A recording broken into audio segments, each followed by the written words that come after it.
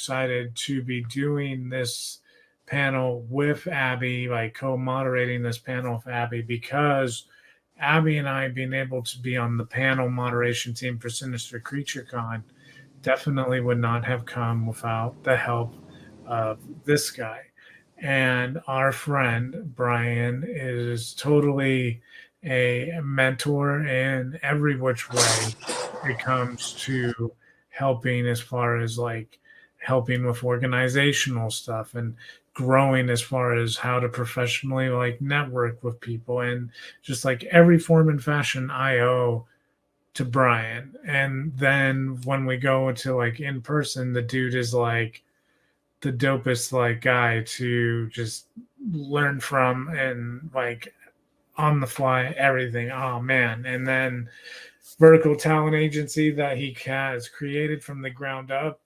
He is a master now in his own craft as a talent agent. Like, just incredibly, like, I'm beaming like he's my son, and he's not, but he's like, he's Brian, and I am so stoked that he is on this event. Mr. Brian Jones, welcome, man.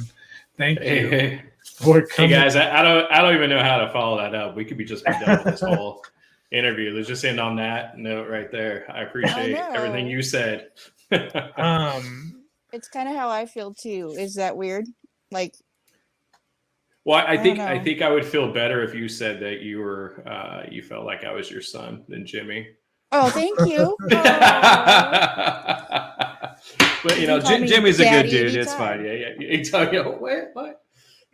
I mean, man, like, but it's true. Like, to know like everything, to see like just like when Junior left Sinister Creature Con and I met you and Tim, and at that time, at least to my knowledge, you hadn't decided to go back to get your master's at that time, right? 5 years ago. Was the master's ever like a thought in your mind yet, or did that come like sooner than 5 years ago?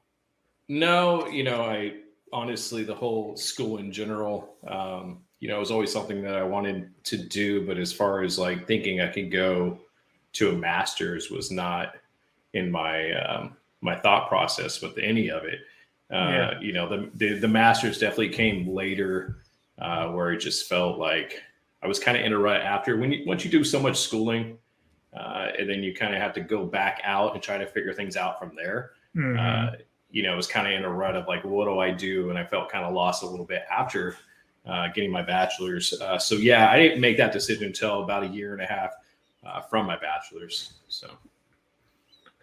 And what do you think it was that made you decide that it was like time to go ahead and do this? Because I know for me, I went to LA Film and they are directly correlated with one another. And for me to get my bachelor's, it was the fact that LA Film, it was very much, it allowed you to do it remotely if you wanted to. And you had everything sent to you, and you were just constantly correlating with like live video chats and all, you know, live streams and, you know, live streams of your work to your classmates, to your professor. And it was just very just virtual. And a lot of the limitations of that were the fact that like you weren't actually doing it in studio. I don't know, as far as doing your degree, your master's, pretty much virtually through Full Sail, correct? Yeah, so I mean, I did. So rewind a little bit with Full Sail University. I originally always felt like I wanted to go there since all the way back in like 93, 94 when I was in high school. Wow. Because I used to you know, read a lot of Guitar Hero or Guitar World magazines, and there was always an ad in there, like a little snippet. And at the time, I was already in high school. We had a radio station, so I was already doing radio broadcasting, and I was also doing a program director for the radio station at the time. Wow. So my field actually wasn't necessarily into what I'm doing now back then, but that's just kind of how the story goes. It's like this weird, coalition between everything you could do in entertainment. I mean, there's so many avenues. So originally, for me, it was more of the broadcasting side of things, working on the board, things of that nature.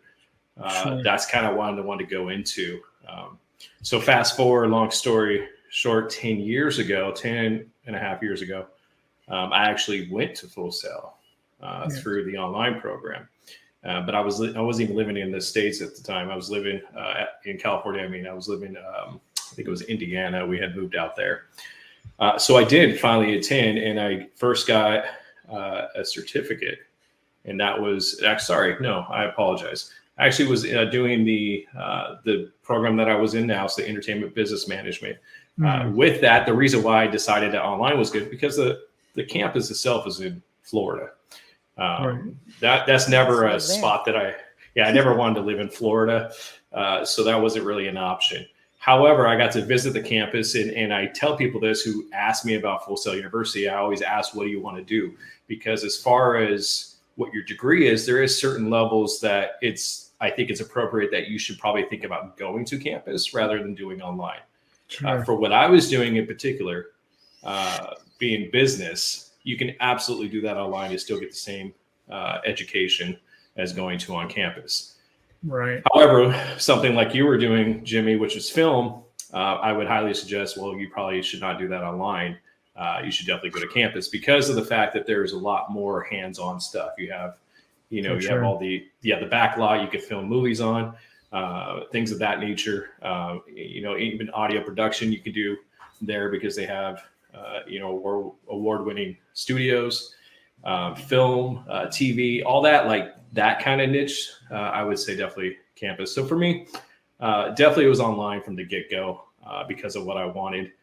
So I did my bachelor's degree, and I stopped back in Indiana.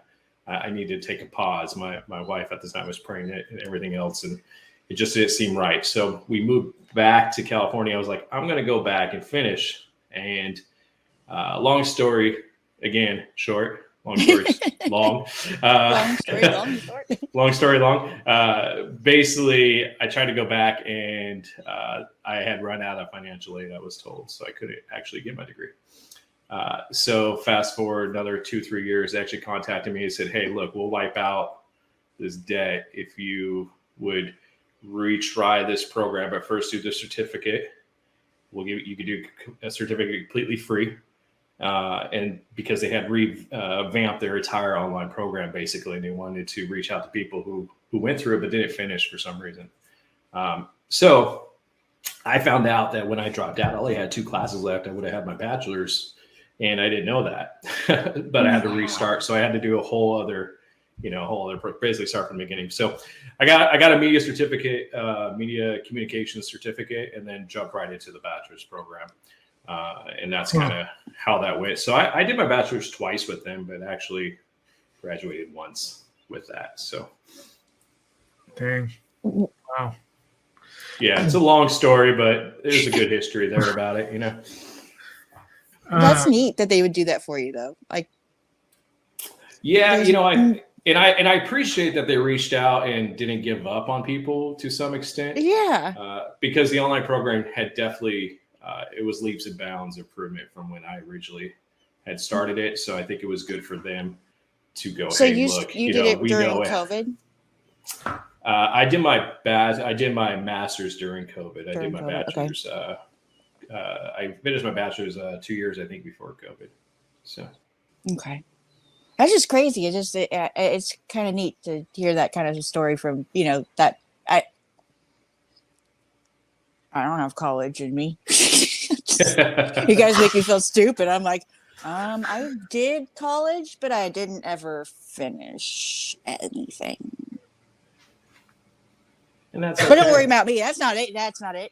I did get a certificate. College is not for everybody. I always tell my kids that. I'm like, if it's not in your cards, it's not in your cards, and that's totally fine. I loved it. It was, Yeah, and there's a lot of great things that you could just take online or take in campus. Just have fun with it. I think we have this idea that we have to like graduate high school, go to college, so on and so forth. And I think that's not really accurate these days. So, I would say that like it was definitely coming out of going to film school remotely and getting a degree in film production remotely. I'm now, you could say, making money, uh, uh, 3 jobs, doing like wedding videography, doing production, like live stream production for a baseball team, and doing kind of like commercial, like cuts of like certain products or like some kind of like event, like my kid's birthday, or we want to do a 2.5 minute video featuring this jacket, stuff like that. So right.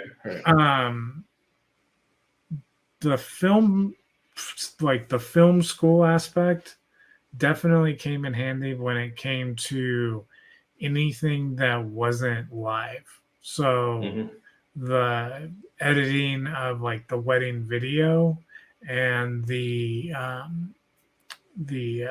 editing of anything that was like a compilation of just like factory, like store-bought footage from BMW or vans or whatever, and you're just kind of slicing stuff together, like anything like that dealt with like putting that stuff together. I learned how to do that because I watched videos from my film school professors. But when it came to like the baseball stuff, I learned all of that stuff from my boss at the baseball job. Like, we didn't get to learn any of that because we were never like brought into, like Brian said, brought into an actual studio. So it is kind of, I don't know why I thought that you did actually go down there. I didn't realize that you had done it remotely too. But yeah, I mean, I've been to the campus twice. But yeah, I didn't attend there. And the first time I went, we do a Hall of Fame, and it's there's some credentials that you have to do to be eligible for Hall of Fame with Full Sail. So it's every 10 years from when you graduate, you're eligible. So and then you have to give back to the community, also do something major within entertainment. So I actually won like a contest to go out there with a bunch of online people, and I'm still great friends with the online clique. So we went out there for 1 year and had a blast, all paid by Full Sail. Thank you very much. And so yeah, exactly, yeah, a lot of long nights enjoying Florida, but it was a good time in general. But yeah, so I've been to the campus twice and got to see the back lot, and I got to see the building where NXT is filmed, because NXT from WWE is filmed there. That's cool. So at Full Sail University. So yeah, it was kind of neat to see those things. Got to meet the Miz. He gave out $20,000 scholarships. So at the end, and I wasn't supposed to. So the great story about meeting the Miz is that I wasn't supposed to be where I was. I just got so bored with what we were doing.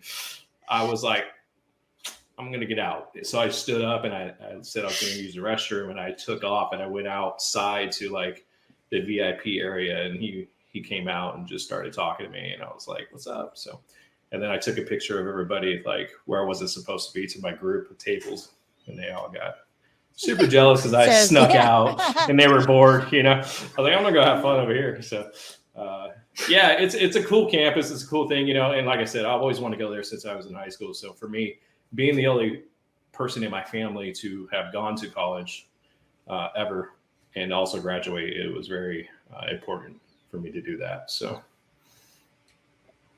and then, right, after you finished, you started your company, kind of, sort of, right? Well, yeah. So my master's vertical talent agency was actually my master's thesis. Ooh. So I launched. So the entire year that I was doing my master's, it's accelerated program. So 1 month is like a 3 month period if you went to school with Full Sail. Every class you work on something, and what they end up doing is by the time you're in your like 11th month or so, 10th, 11th, now you're taking everything that you just did and you're making that final project, so everything goes towards that. So my particular project was launching the business. That's awesome. So yeah, I launched the business. I was able to do all the paperwork and stuff through, with the help of some of our teachers and things like that, who are, business lawyers and things of that nature. And really just everything's, that's why I liked, if you could go to a school like that where you can actually apply to your everyday. So every month I was applying it to either myself, Sinister Creature Con, or whatever that was, in order to actually see it, happen in real life and see the application. So it kind of keeps you motivated, because sometimes when you go to school, it's just kind of like questions, answers, but you don't see the application part of what it can actually do in real life. Whereas definitely Full Sail, every month, you could definitely apply it to something that you're doing. So yeah, so I launched. That's cool. I launched VTA through the master's program, and that was my thesis and my pitch, because you actually have to pitch that. And originally for my bachelor's degree, we had to do a group project from bachelor's, and I pitched we made a Disney, kind of like Pokemon Go, but we made it for Disney, and we pitched it to Disney executives as our bachelor's. Like legitly? Final. Yeah. Oh, wow. That's crazy. Yeah. That was our bachelor's. That's exciting, though. Yeah, because we basically, they gave you companies that had issues, and so Disney's issue was at the time that they were a lot of complaints about people being bored, waiting too long in lines, things of that nature. So they were like, "How can you solve this problem?" So me and my team of like idea. 3 of us decided, well, Pokemon Go was really big. It just kind of was about 6 months old at the time, I think it was. And so we decided, well, can we do something on that line? So when you're waiting in line, you can scan something and it comes to life on your phone and it tells you about what you're doing. So it kind of keeps people interacting with the park while they're standing there. So, yeah, that was my bachelor's. Neat. I like that. We even shot a commercial, a Facebook page, everything. That's pretty cool. That's I pretty. have to see that. Yeah, I'm sure I have it somewhere. The Pokemon Go thing, man, that at Disney was its own freaking thing for the longest time. Like it was. I believe it. It was like it was bad for a while. My aunt still to this day can get like 2 phones in her hands going at the same time for Pokemon Yeah, I believe Go. it. It's crazy. It's crazy. All the time.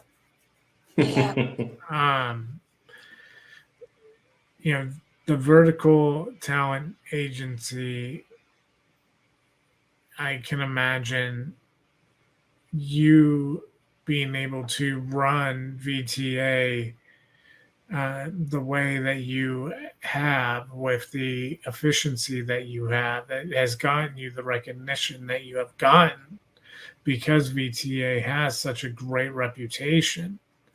I can imagine the experience you gained by all of your work alongside Tim, Sinister Creature Con, the operations of Sinister Creature Con, the situations presented to you that you have to be able to think on your feet and problem solve, and you have to have a team of people that you completely trust, and it's just like it's a ton of responsibility and it's a ton of stress. But then when like the event comes, I know just in the what is the pie of responsibility, our our sliver of responsibility is very small, and that small sliver of responsibility causes enough stress. So the giant chunk of stress pie that Brian and Tim have to eat every year for Sinister Creature Con, I can only imagine. But then when we get there, when we get to Sinister Creature Con, and like even like when something like shitty happens, everybody is like comes together, thinks on the fly, problem solves, and ultimately like all weekend everybody is super happy. Like everybody's happy. Like no matter what is going on, like 99.9% of the time people are happy at Sinister Creature Con. And it's all like worth it. It's like the craziest feeling. I love that con. Like it's my favorite. I've been to a lot, and there's nothing like home. It feels like home every time I go. And that reputation is solely built, in my opinion, by Tim and Brian. Yeah. And being the panel team. You're like mommy and daddy. Yeah. I mean, being the panel team. I'm daddy. Yeah, I know. Being the panel team for Tim and Brian is like the best job. And it's so much fun. But like, man, like all of this, like kissing your butt. But you and the reputation that you have, like you have earned it, man. But all that experience definitely has to have helped shape BTA, no? Yeah, it definitely has. And, going off of the convention side of things, and first of all, thanks to you two and everybody else who's viewing and on your panel team and everything. I really feel, personally, it doesn't feel like a job at times because everybody is family in a lot of ways. I still remember, getting contacted by Abby because she was doing the Evil Dead stuff and she wanted to be a part of the show. And I was like, hell yeah. We connected on, I want to say it was Twitter. It was Twitter. He didn't know it was me though. Yeah, so I had no idea, but it was great, But, those connections and being, connected, having our panel, gentlemen step out, but he referred Jimmy and his team. Which I was grateful for, and to this day, extremely grateful for. So, for Tim and I, we always say, this is just a labor of love, and there's definitely a lot of days, and even over the weekends where we go, wow, why are we doing this? Like we just want to throw our hands up and like, why are we doing this? Like, but there's things like, in this one particular example, without naming anybody, but there was somebody who went to one of our shows, and afterwards they emailed us, and sometimes we get these emails or messages saying, thank you, it was a great show, blah blah blah. But this one in particular was like, I was going to end my life, and your show was my final thing. Like I planned to end my life, but I wasn't going to do it till after your show. So I went to your show, and I was going to have my last hurrah, and then I was going to go end my life. But your show saved me. And that alone was just like, okay, that just one person, if one person shows up, and I always say this, and Tim says it too, if one person shows up, and it changes their life, that's all that we care about. I don't care about anything else. I don't care about the financials. I don't care about anything like that, because in the end, to me, that doesn't matter. It's changing lives. And for us, that's what the convention does. When we decided to do Sinister, it was definitely something we wanted to do in a sense of, let's put on a show that I want to go to. Let's put on a show that Tim wants to go to. When he had asked me, hey, do you want to help me do this convention? I said, absolutely not. And I meant every word of that. Genius. Yeah. I said, no. And then he said, well, what if we have control? Because there was a silent partner at the time. What if we still have the control as far as what it looks like and how we want to book? I said, then yeah, let's do it. So, for me, it's definitely, I can't believe that we're, launched it in 2014 and now we're coming into 2022 here. And, hopefully we can, after this show, it'll be one of those things where we finally were able to make good on, the shows that we had to cancel or postpone because of COVID. and then just move forward, with that. So, yeah, I don't even know what your question was anymore, but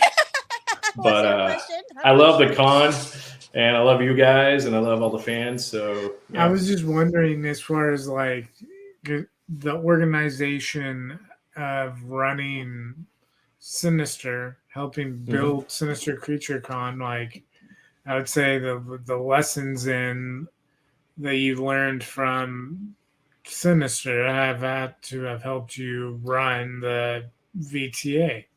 Yeah, absolutely. The things that I learned through trial and error, honestly, with Sinister was definitely, helps me, especially when it comes to like contracts and booking and how you book clients and, certain things that a promoter would want to have for their client in order to make the booking a little bit easier, things like that.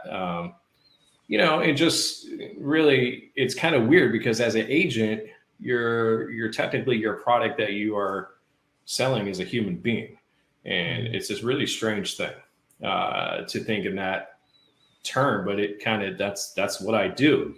I'm pitching individuals because they're known for whatever to shows, and you got to pitch it in a sense that makes sense for you as an agent, makes sense for you as a client. But also makes sense for you as a producer, because last thing I would want is to have somebody at a show that tanks your show because I don't know what I'm doing as far as what their value is, but also not going the opposite way where the producer gets such a great deal that your talent's like, well, you're just basically pimping me out for free, That's what I was going to say. So you're like a glorified pimp. Yeah, that's all it is. Yeah, I'm just a registered pimp. Glorified pimp. Yeah, that's pretty awesome. That's a win, actually, in my book. yeah. So I definitely have learned, how proper verbiage, all that stuff, and I'm still learning. And I think once you think that you know it all, it will definitely bite you in the ass immediately and tell you that you don't. So So for me, it's still a learning process, but definitely. And I want to say real quick, shout out to Tim, because if it wasn't for Tim, I wouldn't be an agent, plain and simple. I didn't want to be, but I was so determined to do something. And he kept poking me like a bear and saying, you need to do it. And so I went all in, and I definitely owe him a lot for that. So we have some questions in the back. Who is Brian's favorite talent signing? So who is Brian's favorite? Who's your favorite signed talent? Signing to VTA. I would say that is a hard question. I would say all of them. Keep it safe. CYA. Wouldn't you say all of them is the answer? All of them. Yeah, I can't say one person. Yeah, no, I can't say one person. I mean, there's certain people. How about this? I can answer it this way. There's certain people that, as me, not an agent, but just me as Brian, is like almost a fanboy over. And I don't give really fanboy over people. So for that, I would say probably like Bruce and Michael Buffer. For me, that being that I'm so into MMA and boxing, and those guys being the voice of that for the last 30 some odd years, for me, that was probably the hugest thing for me. Brian texted me about one of the brothers. Yeah. And he was super stoked. And I was like, oh my God, that's awesome, man. And he was talking, and then like probably 20 minutes later, he's like, dude, I think I'm going to sign his brother. I was like, oh, yeah. And so, yeah, that was pretty wild to watch happen. Yeah, that was just on a whim too. Like I was on Instagram just scrolling, and Bruce Buffer, who's currently the voice of the UFC, he posted "Happy birthday to my brother," which is Michael Buffer, which I can't say is catchphrase because none of us here have $1 million to pay the man. So, but he was the voice of boxing for many, many, many years, and he wished him a happy birthday. So I actually reached out to Michael Buffer, the oldest, and within like 30 minutes, just random, like I don't know what, 9 o'clock at night, I think, when I texted Jimmy. But it was just super random. And then all of a sudden I got an email from Bruce, and he was like, yo, let's talk, basically. And next thing you know, and I was on a call with Bruce Buffer, which is really trippy. So for me, it was just like holding back that like kid-like energy. And because he's very like, all right, I'm on the phone with him, and he's like, you got 3 minutes because I have another meeting, in 4 minutes. So this is what I need. This is what he needs. This is what we expect. Can we do it? Yes or no? Just it was straightforward. I was like, yep, cool, bye. It was just simple as that. And I super appreciate that. So yeah, I mean, everybody on my roster is my favorite. Otherwise it would be on my roster if I didn't want them. So, because I'm not going to waste their time. They could find another agent, So. It's a good answer. So I love that answer. But like, so there's one. Hold on once. oh, Sorry, Abby. no, it's okay. We had just one more in the bag that's been waiting there for a while. Was there a point with VTA for you, Brian, that you hit a certain amount of like success or received a certain amount of recognition from somewhere or some like whatever, whether it be like a pat on the back by someone or whatever, that was really like something that was pretty high as far as yeah, I mean, okay, success is weird, right? Like, what is success? And everybody has their own definition. But for me, honestly, success with VTAs is coming from my own kids just saying that they're proud of me. That was it. That's all I care about. For me, it's not like building a career. It's like leaving my legacy for them. For me, that's it. Like, I don't care who knows me or thinks I'm a success or not outside of my family. And that there's, trust me, every agent and person is doing their own thing and we're all trying to be successful at this, whatever that might be. And, for some people it might be, having a high number on IMDb Pro, for others, it might be, getting the booking before anybody else. But for me, like, I just want to be happy at what I do. So every day I can get up and say that I am, and I enjoy it. And my kids are happy and my family's happy. So yeah, success for me is that. Very simple. I like that. That is a very good way. That is a way that it's funny that answer, because that is actually on one of the LA Film t-shirts.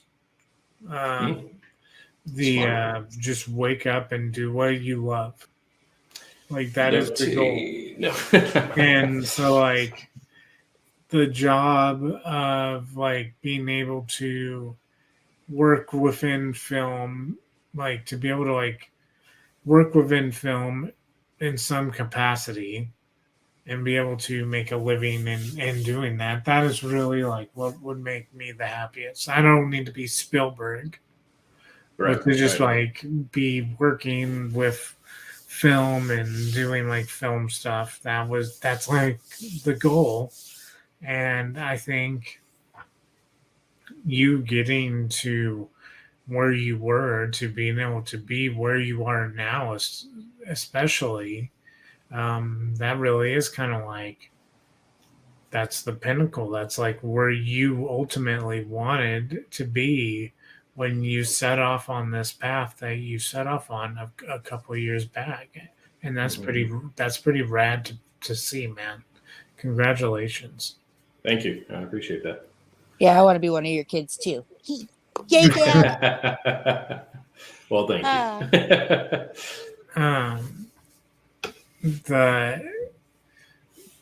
The whole fact that you having gone to the path that you've gone to and gotten to see both like movies as a fan, but then you've also gotten to see like the business side of movies and celebrities and everything else and stuff. What lately have you seen that you have absolutely loved in the horror genre? Or is there something coming up that isn't out yet, but you've been like anxiously awaiting in the horror genre?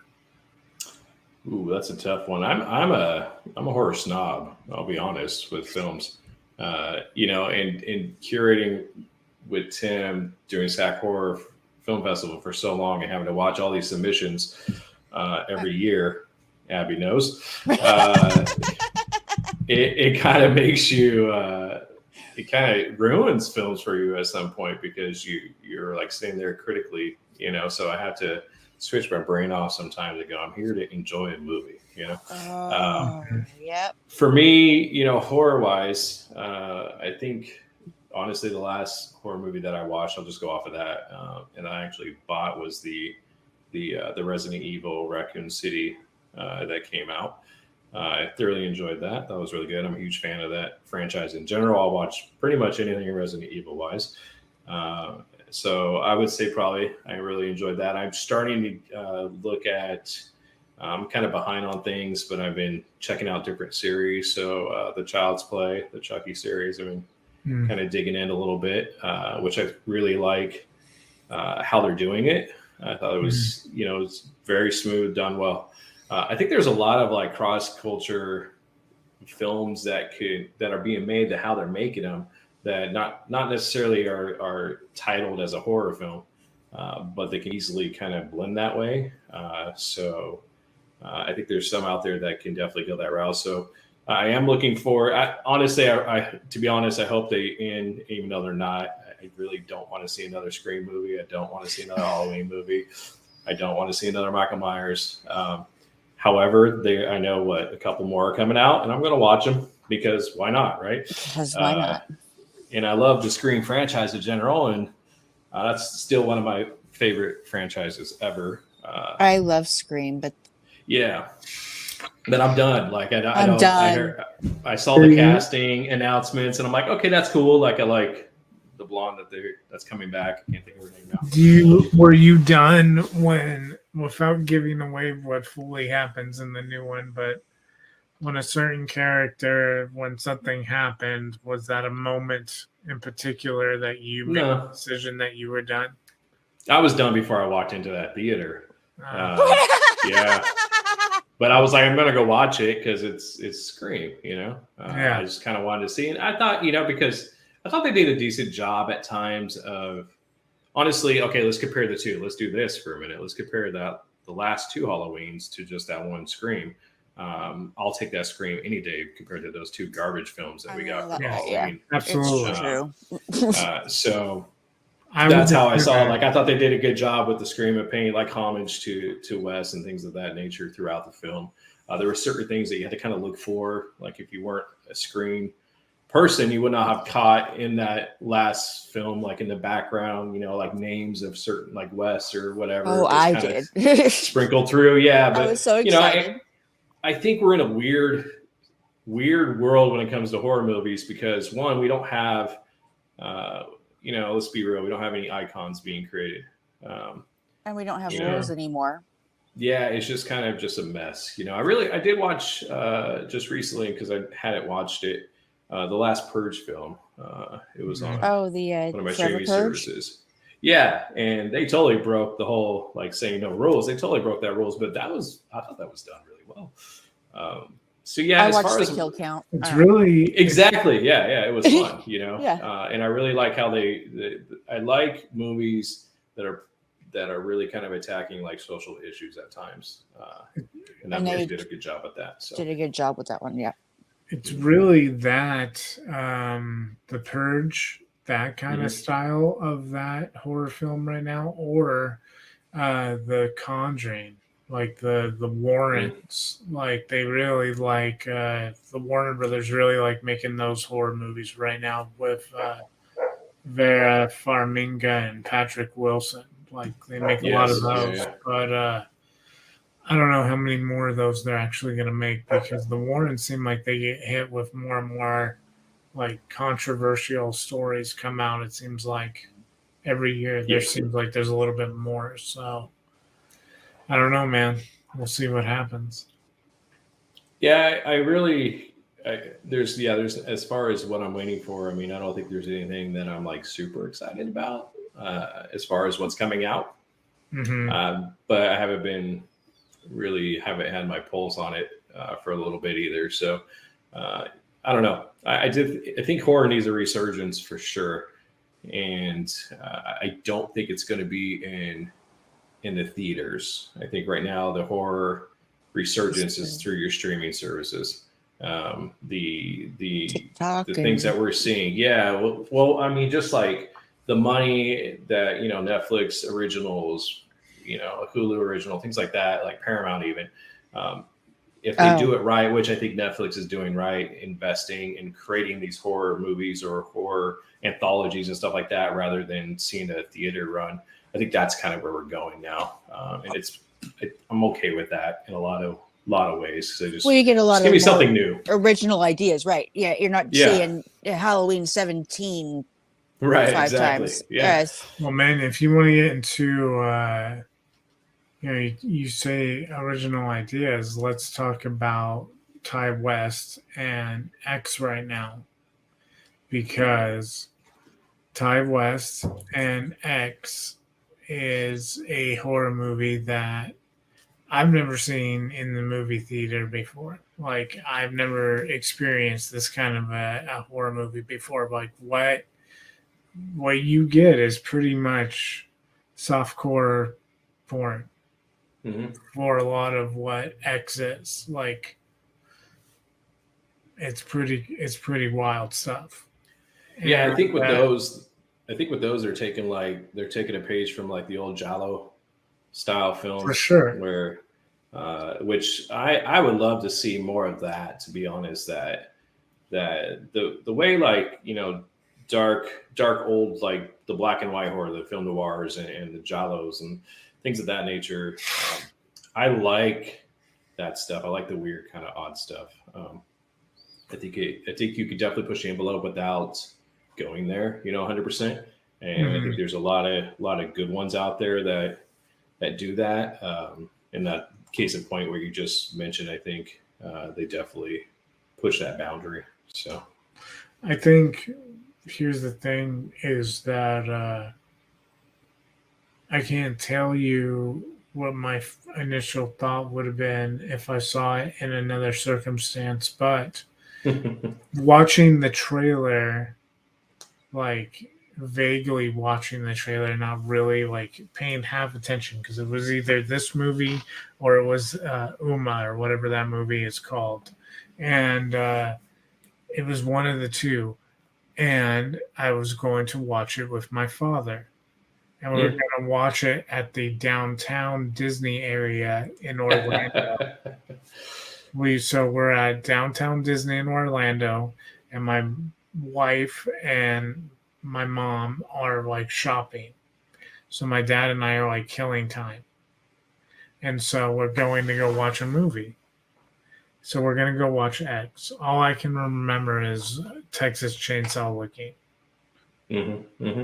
And to my credit, yes, it is very Texas Chainsaw feeling as far as the lens and the vibe. But this is pretty much like 75% softcore porno. Yeah, absolutely. And I watched it right next to my dad, and it was not it was a wild experience. Did he give you the birds and bees talk afterwards? No. Okay. There was no need to. Right. Yeah. Everything's there for you.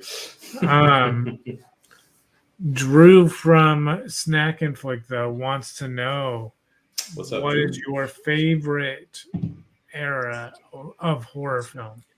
Ooh, creature features. So monsters, creature features, all that stuff. Like, I was a big Universal Monsters guy.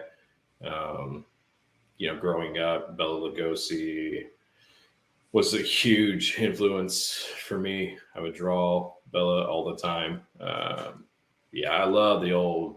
I like the monster movies, creature features. I love the film noirs. That's probably that time frame.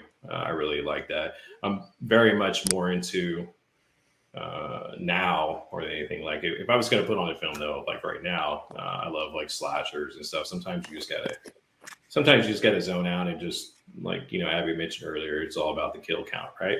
Sometimes that's the way to go. But I also just really like that old genre because they heavily relied on the art of filmmaking, and I really like seeing that come to life. Thinking, man, they just did that with some makeup and some lighting. Like it's crazy. So in storytelling. So yeah, that's for me. Yeah, a lot of the practical effects. I like movies with practical effects, like just where the CGI isn't overpowering and you're not going, "Oh, that's fake blood. Yeah, That's fake absolutely. blood." Thank you. I have a maid. She's As awesome. you should, Abby. Thank you. She's the best. She's the best one. Ring-a-ling-a-ling. Oh, that's all I have to do. No, Abby, did you have a question for Brian? It kind of looked like you were trying to get a question in there a couple minutes ago. yeah, it was a while ago, and I kind of forgot what we were talking about at the time. So, I think it's really cool that, you're of an older age and that you're actually starting your company now, and that you're you've got this like idea of for younger people that it's not too late ever, and you don't have to start right away, but it doesn't hurt to start. Yeah, absolutely. And I used to think I used to have that mind frame that I was too old. Like I need to have done this already. Like, gosh, I feel like a loser. Here I am 44 years old and I don't have a career, things of that nature. And I used to beat myself up a lot about that. But it's really, it's just an age. And if you even Google like some of these, very popular individuals, Harrison Ford is a great example. Didn't do Star Wars until he was I think he was 40 or 42 or something like that. He was in his late, yeah. Yeah, when he got into Star Wars, and that's so. A lot of people didn't start their careers till their 40s, and I think we shifted tremendously as far as, again, what is success and what does that mean individually. And again, I think people need to take some stress off of themselves and go, it's okay where I'm at. Just strive to be a better you every day. And it's a 1%. It's 1 foot forward every day. That's all you got to do. Then that's what you can do. Don't stress over it. And I had to learn that because I'm a very impatient person, very impatient. And I want success or see results like instantly. And I had to constantly take a breath and go, all right, you know what? Today I was way better than I was yesterday. And some days I'm not. Some days it's just chill. And that's okay too, because we all have to take a break. And we live you think about it, we live in a world where it's like constant in your face. We have a computer, here. So it's just constantly in your face. And we live in this social world where everything is all about hearts or thumbs ups or shares. And that's just not realistic. We need to take a break, and we need to learn that it's okay to take a breather and just be comfortable in your own skin and where you're at in life. And once you can do that, I think it all kind of falls into place. So yeah, that's my advice. Nobody asked for it, but I love it. No, I wanted that. That's what I was asking. No, That's for exactly. sure. You gave it to me. Perfect. There you go. My thing is there's no success without failure. And Absolutely. everything is learned, and with learning, it is success because you've actually made that step forward. And there's always another step forward. And you're like my hero when it comes to steps forward, because there's so many times that I could see it, like myself in your shoes going, nope, Right. not anymore. But that's because I'm, procrastinator. But whatever. We all are in one way or another. Yeah. But you say we met on on Twitter, and that kind of stuff and stuff. I had been going to the show for 5 years before that, and I was so excited that you actually were talking to me, and like I mean, but like I'd see you all, you and Tim all the time, and I was like, yeah, there they are. They're my heroes. Because when this con even first started, I was so upset that I missed the first one. Because I was like, this is a con for me. This is the con that I've been waiting for. And it definitely was, because I got to know everybody. I was a vendor the second year, all the way until, and then things just kind of went boom, and you guys welcomed me with open arms, and that's Absolutely. how you get when you come to these things. And I mean, that I never had about that. Oh, Sorry it's about okay, that. Jimmy. We handled It's okay, it. Jimmy. We renamed the show and everything. It's fine. Yeah. So everybody, welcome our guest, Jimmy. Jimmy. Oh wait, what? The Jimmy. I'm backwards. Okay. My last question that I was going to leave with. We had one last question in the back for us all to leave Cool. with. That was a cool one. That I'm going to modify for Abby. So it's going to be a little bit different for Brian than it is for you and I, Abby. But it is basically for Brian, if a person alive or has since passed away, doesn't matter. Is there someone that you would want to represent? Like you could bring somebody back and represent them like they were never like passed away. They're like in their prime, pretend, I guess, and you're booking them for convention appearances, or they are currently alive and doing well or whatever. Right. Abby, same kind of question. Alive and doing well, alive and retired, doesn't really matter. Alive and just starting out, or has since passed away. And you can pick like a time period at any time in their career, but they're passed away. But you bring them back for one time only. You get to have like a panel. You get to interview them. Who would you pick? Well, who would you pick? So, Brian, who would you pick to be representing? And Abby, who would you pick to be interviewing? Brian. Who wants to go first? Me? Brian, yeah, you, because you're better at talking than I am. Okay. Go ahead, Brian. Well, it's a twofer, I guess, a flip of the coin, because that's a difficult question. There's a lot of individuals that I admire tremendously that like shape me for my likes and dislikes even. But one that still resonates with me to this day that I just completely dug into when I was into horror growing up and things of that nature, 100% is Wes Craven. For me, that would be the ultimate. Probably second would be like Brandon Lee. But yeah, absolutely for me, Wes. And it would even be in a sense of like, might be a one-off thing or something to that extent, but just to have the I guess the ability to do that with somebody that I admire and really who shaped who I am as an individual. So yeah, I guess that would be my go-to, would be Wes Craven for sure. That's a pretty cool answer. And then you said Brandon Lee would be your, like, kind of the one that was right there with them.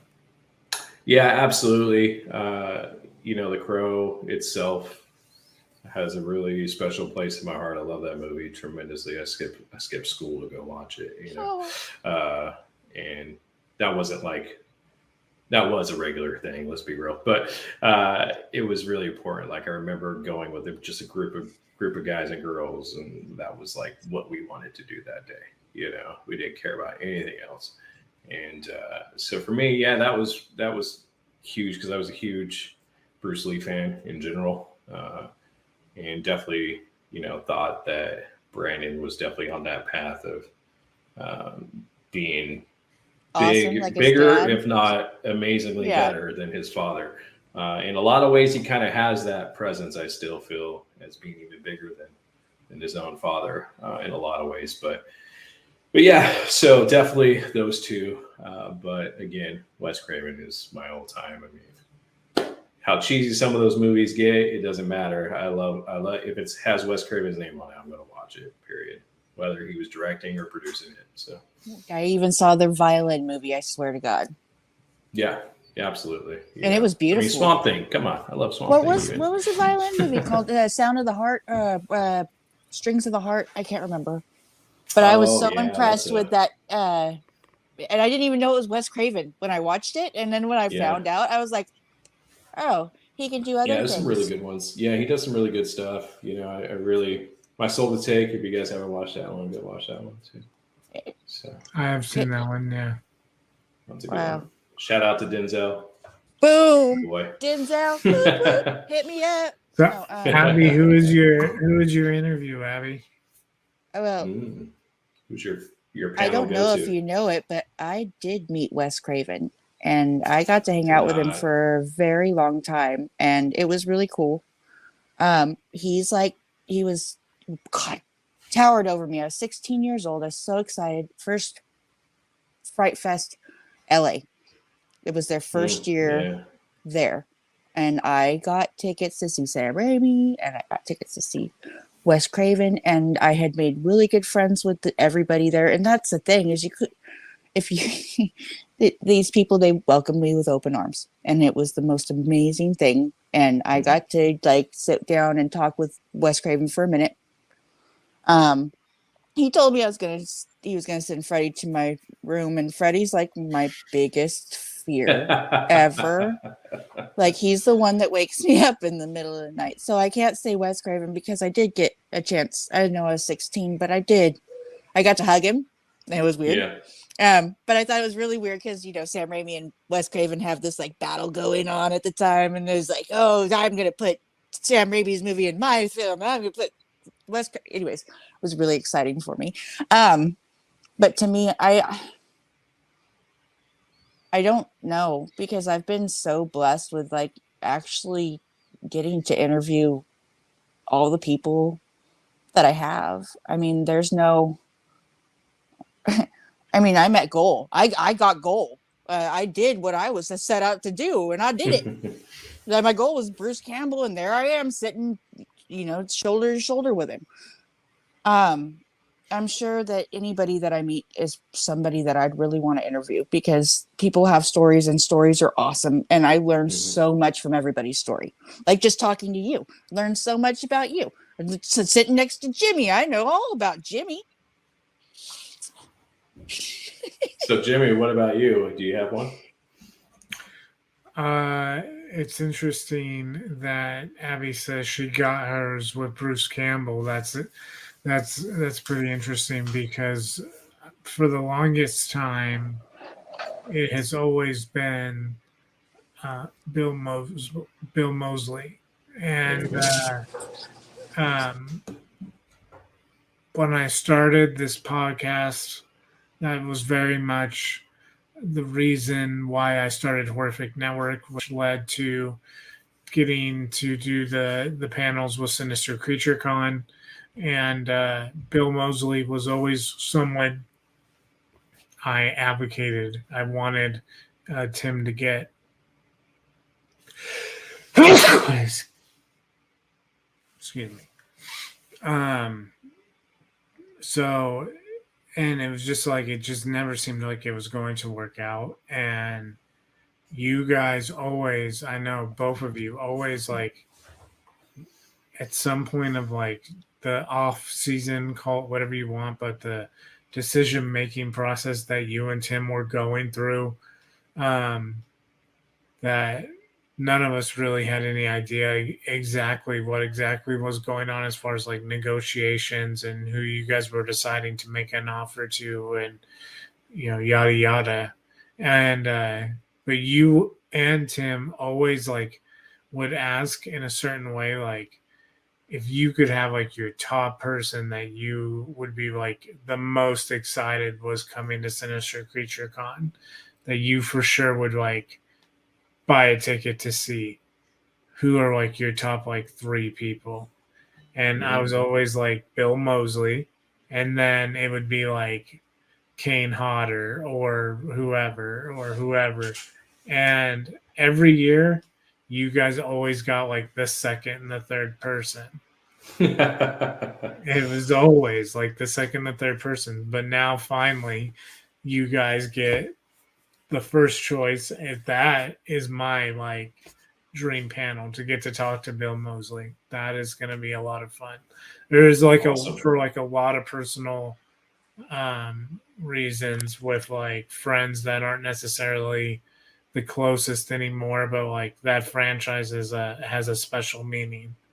So that is that's going to be a fun conversation. Oh, Bill and I. Yeah, I think that's great, man. And that's the point. Like earlier, we were talking about, you know, the convention and why we do these things. I mean, that's another aspect, you know, that we don't get to. Like Tim and I mean, we don't go into the panels. We don't, you know, we're running around like chickens with our head cut off. We don't see most of the show, you know. So it's important to us. That's why we ask, you know, those questions, and sometimes we'll even post Facebook, you know, well, you know, and I do it in a way so I think people caught on because I would just post a photo, you know, let's leave it at that, just a photo of it, of an artist or something. But sometimes we just flat out ask, would you be interested from this franchise, you know? Because again, like one thing that Tim and I will constantly say, and we haven't said it yet on this podcast, but this is the number one thing that Tim and I always tell people. We don't know what we're doing. We don't. I know. We think we do. We don't. And what I mean by that is like, yeah, we can easily line out a show. We can produce practically pretty much anything. We have, you know, whether it's a film festival or a burlesque show, or even before that, Tim was doing, you know, Tim was a producer for EDM. That's how he got into this. He was producing EDM through Sacramento and other areas before he even got into film festivals. So for us, you know, we always throw out weird ideas. Like we'll be up at 2 a.m. just throwing back ideas of like, hey, why don't we do a one-off show with like MC Chris? You know, okay, cool. Guess what? We're doing a show with MC Chris, or we'll reach out to rap artists that we love, you know, that are accessible, and try to do a show with a rap artist. Or we just always try to think of what could be fun. But one thing we always realize when it comes to the con itself, we don't know anything, because we will think, oh, that person for us might not be somebody that, you know, somebody else wants to is see for us, you know. Like I was like, okay, cool, whatever, you know, I'm not a humongous fan of the franchise, whatever, but then that person kills at the show, and that's what everybody comes to see, you know. And that always blows me away when that happens. I'm like, I had no idea like Bam Margera was going to be popular with the horror community. Come on, that was so you know. fun. Or Carol Strickland, that. you know. Carol Strickland killed, but nobody was buying his Lurch photos. They wanted everything. He sold out of all his Twin Peaks photos. How do we know that was going to happen? You know, so things like that, we don't know these things. So for us, you know, for what you just said and what you just said, Abby, you know, for me in particular, for sure, that's why we do these things, because it puts a smile on everybody else's face. You know, we might look like we're about 1 foot in the grave at times on the weekend, but it's because we are. But we want everybody to have a good time. So, yeah. I think it's you know cool. what? Never heard an ill word, not once, since I've been a part of your guys' show. And like I said, that's I've because they been don't email you. Nah, I know, because you know what? You can hide behind your little computer screen and troll all you want, but the real people come to face, and they tell you like it is. And that's really what it comes down to, is these real people coming out. And I know that not only are they going for the people that you bring, they're coming for the people that are going to. Yeah, like absolutely. like all the patrons that you get, they're like, oh, family reunion. Yeah, absolutely. And what I love about Sinister, and I don't know time-wise what we're doing here, but just to throw it out there, like the one thing I love the most about Sinister is not even the celebrityism part of it. I really love, and this is not just a plug. I love our vendors. I love the makeup. I love the cosplay competition, like that stuff, the experience, rather than let me go get an autograph, I think is amazing. I think that's what it's all about for us. So, and I hope you have a good time with Bill Moseley. I met him in Monster Palooza a long time ago, and like 2015 or something. He was super nice. So I think you'll have a good time with Mr. Mosley. So, That's very exciting. yeah. That's awesome to hear. Ultimately, I think that this thing ends up being a hell of a story that you have created for yourself, man. I'm really, really happy for you. Thank you. And I'm stoked to see everything kind of line up and you do as well as you are doing. I'm stoked for you. I look forward to seeing what you do next. Where can everybody kind of keep track and see what Brian Jones is got his hand That's like my involved favorite part of the in? day. Like Right. Here's Right. Brian you, got new. The shameless self-promotion. Right. yeah, for sure. Because you also like you do like have a lot of like fun stuff that you post, whether it be from like the convention side or the talent agency side, but Or just randomness. Brett, You're pretty you fun. also have like a super entertaining dog that you post pictures of. So like So He's snoring in the other room. Otherwise, that would have been a huge distraction for everybody. Yeah. so if anybody is so inclined to like kind of get, because you do like you every once in a while you'll do like motivational stuff, like it is worth checking more to often see, than like, not, he does the motivational stuff. what it is to have to manage like talent agency and do the other things Brian has hands in, but to like try to stay positive and stuff. Like it is worth watching Brian do it. It's motivational just to watch. So where can people follow you? Mostly, as far as vertical goes, Vertical Talent Agency on Facebook, LLC. So Vertical Talent Agency, LLC. Instagram as well, Vertical Talent Agency. I try to keep everything branded. Website, same thing. Personal stuff, I have to know you really well in order for me to accept your friend request, because I do got some weirdos out there. So, but if you want to look me up, Jones C. Bryan is pretty much how you can find me on anything, as well as INDB Pro if you want to see as far as what clients go. And that will include what I'm doing as far as with my new agency stuff too. That is through them as well. I do have a Facebook page and a group for Vertical, but I also have one for myself as a talent agent, which will be kind of more pushed out there soon as far as what I'm figuring out with the voiceover agency stuff that I'm doing now. So because they're definitely encouraged to kind of promote those bookings when those happen. So online, look me up, Jones C. Bryan or Vertical Talent Agency LLC is probably the easiest way. He's got good content. Everybody should follow him.